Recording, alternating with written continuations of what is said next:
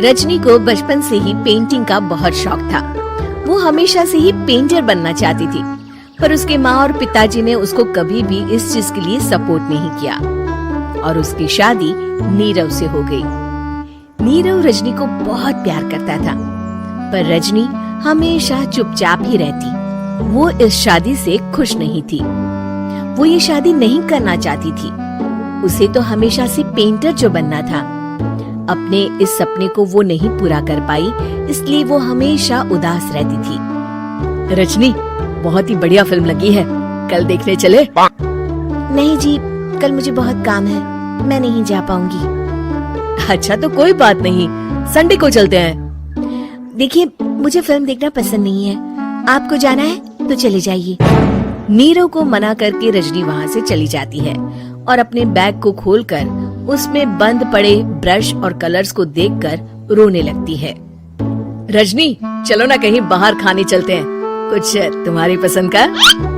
जी, मुझे नहीं जाना, मेरी तबीयत ठीक नहीं है। रजनी वहाँ से चली जाती है। नीरव को समझ नहीं आता कि रजनी उससे इतना दूर क्यों रहती है। वो जब भी उसके साथ वक्त बिताना चाहता है, रजनी कोई ना कोई बहाना बना देती है। एक दिन घर पर कोई नहीं था। रजनी घर का सारा काम जल्दी से खत्म कर लेती है। घर पर अकेले होने के कारण वो सोचती है कि वो आज पेंटिंग करेगी। वो अपने कमरे में जाकर पेंट ब्रशेस और कलर्स निकालकर जैसे ही कलर मिक्स कर रही होती है कि दरवाजे पर बेल बज जाती है। अब कौन आ गया इस वक्त? इतनी मुश्किल से तो मुझे पेंट करने का मौका मिला है। रजनी दरवाजा खोलती है तो उसकी सास अपनी सहेलियों के साथ खड़ी होती है और सब घर के अंदर आ जाते हैं। अरे बहू, सबको शरबत बनाकर पिला दे, बाहर तो बड़ी गर्मी है। उफ। जी। रजनी पेंट ना कर पाने से उदास हो जाती है। उसे गुस्सा भी आ रहा होता है कि उसने इस शादी के लिए हाँ क्यों कह दी। वो रसोई में जा रही होती है कि उसकी सास उसे रोकती है।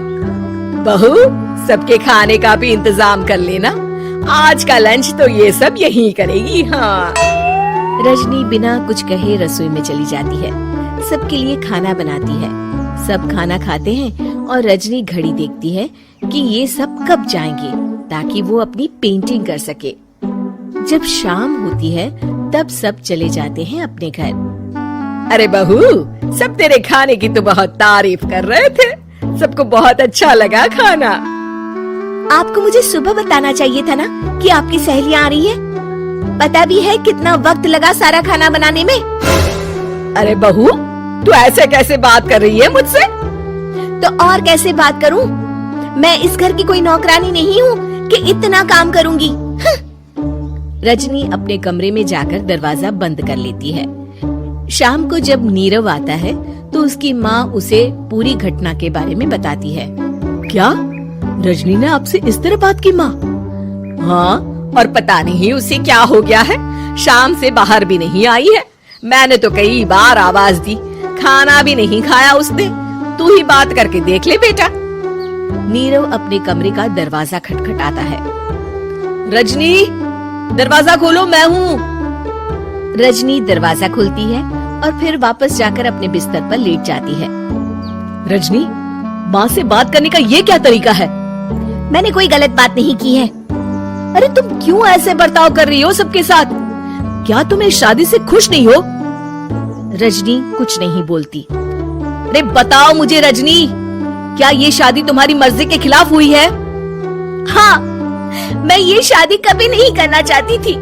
तुमसे क्या, मैं किसी से भी शादी नहीं करना चाहती थी। रजनी रोने लगती है। चुप हो जाओ रजनी, बताओ मुझे, तुम क्यों नहीं करना चाहती थी शादी? रजनी बेड के नीचे से अपने पेंटिंग्स, कलर्स, ब्रश, पेपर्स निकालती है। इतने में उसकी सास भी कमरे में आ जाती है। ये देख रहे हो, ये थे मेरे सपने।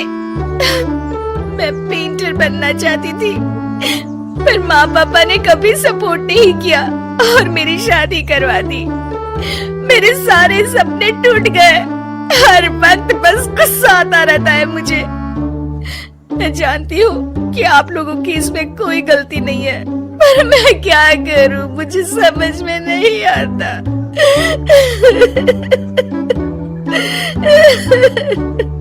रजनी फूट फूट कर रोने लगती है। मुझे माफ कर दीजिए, आप दोनों के साथ मैं बहुत बुरा बर्ताव कर रही हूँ। अरे रजनी बेटा चुप हो जाओ तुम। नीरव पानी लेकर आता है। ये लो पानी पियो और शांत हो जाओ। रजनी पानी पीती है और उसकी सास पेंटिंग्स देख रही होती है। अरे नीरव, हमें तो पता ही नहीं था कि हमारी बहू कलाकार है। अरे कितनी अच्छी पेंटिंग्स बनाई है, देखो तो। ये वाली तो मैं अपने कमरे में ले जाऊंगी। आपको ये पेंटिंग्स अच्छी लगी?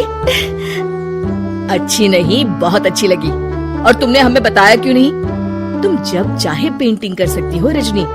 हम तुम्हारे सपनों को पूरा करने में तुम्हारा पूरा साथ देंगे। हाँ बेटा, हम कला की कद्र करते हैं।